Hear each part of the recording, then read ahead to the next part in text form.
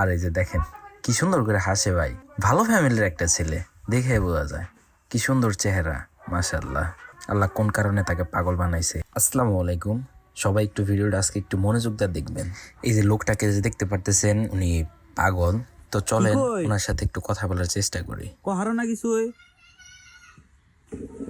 কোন দিকে আইছো?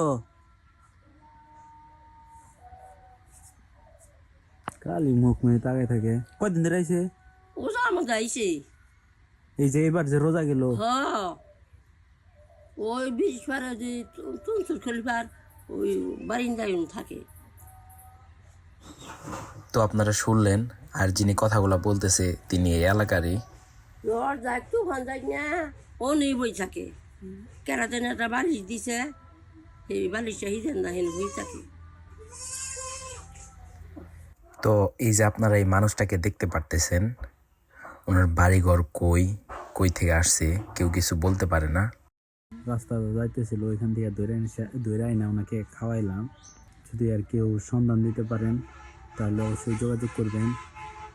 আর উনি বর্তমানে যে জায়গায় আছে এই জায়গার নাম হলো টাঙ্গাইল গোপালপুর মির্জাপুর বাজারে। ওনাকে আসলে পাবেন, ওই জায়গায় একটা বিল্ডিং এর ওইখানে থাকে উনি। ভিডিওটা সবাই বেশি বেশি শেয়ার করবেন।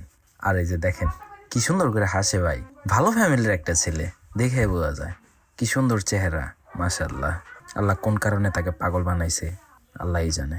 মানে ভাই ওনাকে যদি ভালো কোনো কাপড় পরানো হয় কিংবা মানে একটু পরিপাটি করে রাখা হয়, বোঝা যাবে না যে উনি পাগল।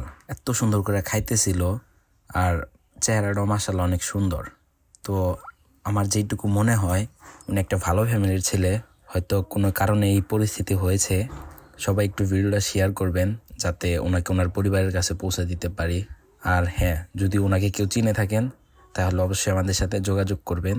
আর হ্যাঁ, আবারও বলতেছি ভাই, সবাই একটু প্লিজ আজকের জন্য ভিডিওটা একটু শেয়ার করে দেন, যাকে ওনাকে ওনার পরিবারের কাছে ফিরাই দিতে পারি। সবাই ভালো থাকবেন, সুস্থ থাকবেন, আল্লাহ হাফেজ।